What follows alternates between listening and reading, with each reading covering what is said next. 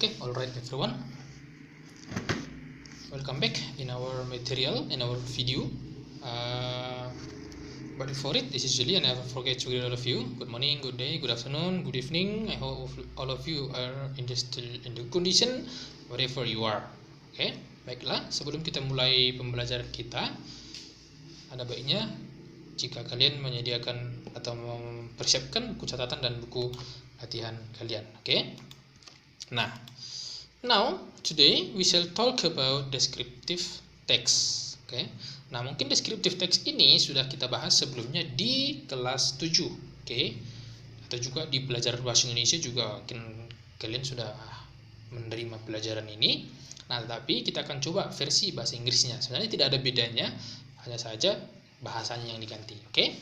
Nah, definisinya adalah suatu teks yang menggambarkan dengan jelas sifat-sifat yang melekat pada sesuatu, baik itu manusia, hewan, tumbuhan, maupun benda mati. Artinya adalah descriptive text ini nanti menggambarkan baik itu manusia, hewan, tumbuhan, ataupun tempat atau benda mati menggunakan kata-kata, oke, atau menggunakan tulisan.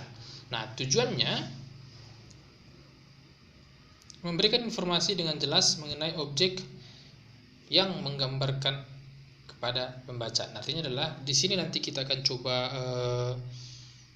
menjelaskan atau menuliskan atau menggambarkan objek menggunakan kata-kata untuk memberikan informasi kepada pembaca. Objek apa aja yang akan kita gambarkan itu seperti manusia, hewan, tumbuhan, ataupun benda mati.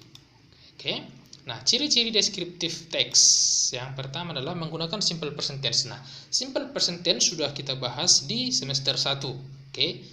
Jadi sangat membantu untuk menuliskan descriptive text. Kenapa? Karena biasanya kita akan mendeskripsikan fakta-fakta yang melekat pada suatu objek. Nah, jadi yang akan kita tuliskan di sini adalah fakta-fakta mengenai objek itu atau kebenaran-kebenaran umumnya. Oke. Number 2, menggunakan banyak kata sifat. Nah, jadi untuk mendeskripsikan atau menggambarkan sebuah objek biasanya paling banyak itu menggunakan kata sifat. Nah, number 3, menggunakan kata kerja penghubung atau relating verb. Oke, relating itu menghubungkan seperti is, have, seem atau appear atau juga banyak. Artinya kata kerja yang menghubungkan. Oke. Next, nah, generic structure of descriptive text atau struktur descriptive text itu. Nah, yang pertama adalah identification. Nah, bagian ini terletak pada paragraf pertama. Tujuannya adalah untuk mengidentifikasi suatu objek yang ingin dideskripsikan. Nah, jadinya artinya di sini adalah pada bagian identifikasi akan dijelaskan apa yang akan kita deskripsikan. Misalnya nanti entah kalau dia hewan berarti di situ langsung disebutkan dia hewannya. Oke. Kemudian number 2, description. Bagian ini terletak pada paragraf kedua atau setelah bagian identification. Nah, jadi setelah identification maka muncul dia nanti bagian description-nya. Di sini akan dituliskan atau dideskripsikan adalah sifat-sifat yang melekat pada apa yang sudah kita singgung di bagian identifikasi. Contoh, kalau misalnya dari atas kita singgung tadi mengenai kucing, maka di sini akan dijelaskan juga seperti apa sebenarnya kucing itu secara luas. Oke. Nah, ini dia. Oke. Contoh misalnya, kita mundur sedikit ya. Nah, ini descriptive text about person. Contoh di sini person adalah my friend. Paragraph of identification adalah I have a close friend. Nah, ini dia bagian daripada identification-nya. Oke, kira-kira ya. Yaitu I have a close friend. Nah, kemudian dijelaskanlah dia di bagian deskripsinya, she's beautiful and trendy. Nah, she like her a new style shoes. Kemudian she is really made on that shoes. Nah, ini di bagian deskripsinya. Artinya adalah bagian penjelasannya. Apa yang dijelaskan di sini adalah si friend atau teman akrabnya itu. Saya kira-kira. Oke, kita lanjutkan. Nah, example yang lain, handphone. I have a favorite phone and it's black. Saya mempunyai HP kesukaan yang berwarna hitam. I bought it last year at the official shop. Saya membelinya tahun lalu di counter di kota saya. Okay? This is very sophisticated. Ya, itu HP ini sangat canggih and reliable dan terpercaya because it has 3 GB RAM and 32 GB internal memory.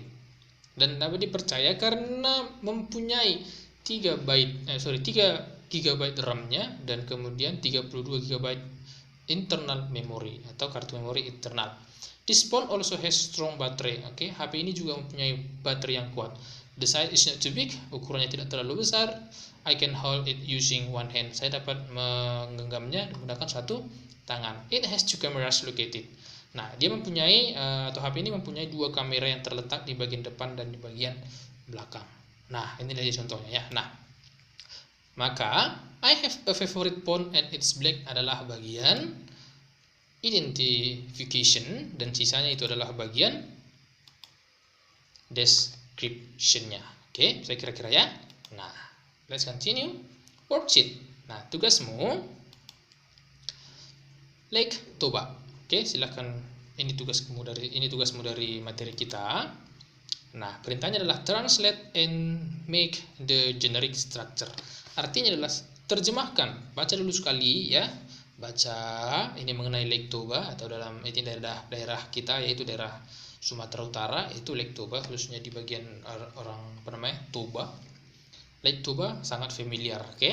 Translate and make the generic structure, oke? Baca dulu sekali atau 2 kali, kemudian terjemahkanlah dia atau translate ke bahasa Indonesia tentunya ya. Kemudian buatlah di situ generic structure-nya atau struktur. Misalnya yang mana di sini bagian daripada identification-nya, misalnya sampai mana gitu ya. Karena bagian identification itu enggak selamanya di satu baris. Oke, bisa juga satu paragraf. Nah, jadi tentukan menurut Anda. Nah, kemudian yang mana nanti situ bagian daripada description-nya. Saya kira-kira ya? Oke. Jadi kalau misalnya ada yang bingung, silahkan ditanyakan di kolom komentar. Baik. I think that's all our material for today. See you in the next video. Bye-bye.